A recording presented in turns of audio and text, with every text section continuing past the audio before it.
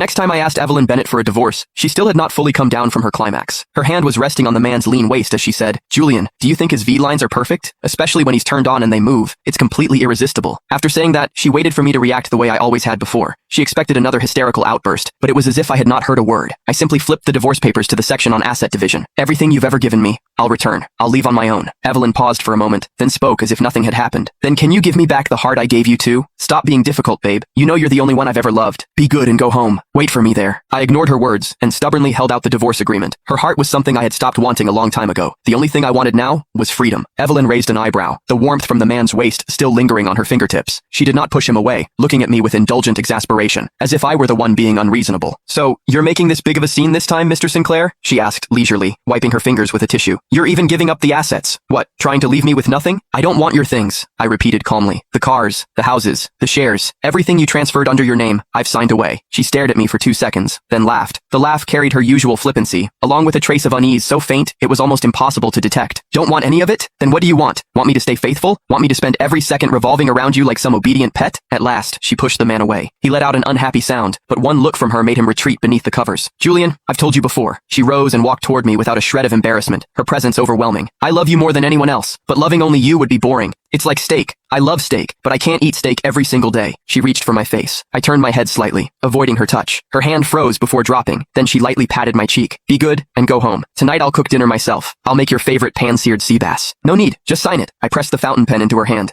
For the first time, Evelyn's careless expression faded. She stared into my eyes, searching for a crack in my composure, but found only her own unfamiliar reflection. "You're serious?" Her voice lowered with a dangerous edge. "When have I ever not been serious?" I asked. Something seemed to occur to her, and her expression shifted, but confidence quickly returned. She spread the agreement open, skipped the contents entirely, and signed the last page without reading a word. "Julian, I don't believe you'll actually leave me. There, signed." She pushed the papers back. "Don't forget dinner at Mom's tomorrow. She's been asking about you for weeks." With that, she turned back to the bed and bent down to whisper to the man, "Don't be scared. He'd never really divorce me. We've been together for 7 years. He hasn't held a job in all that time. How would he survive without me? Let's continue." I picked up the agreement and walked out. The moment the door closed, I heard the man complain softly, "Ms. Bennett, your husband is so scary." Evelyn laughed. "He can't live without me. It's been 7 years. He doesn't even have a job. How could he possibly survive on his own?" I tightened my grip on the agreement until my knuckles turned white. She had probably forgotten. 7 years ago, I was Seaport's youngest licensed senior architect. I was the one who gave up my career for her. I had absorbed too much pain, and a sharp pain twisted through my stomach. All these years, I spent my life taking care of everyone else, forgetting to take care of myself. My stomach was ruined by years of stress and neglect. I turned around immediately and knocked on the door, hoping Evelyn would take me to the hospital. Her cold laugh came from inside. "Weren't you acting so tough a minute ago? Now you're panicking? Wait, I'm not finished yet. Let me calm this one down first, then I'll deal with you." No matter how many times I knocked, she never answered again.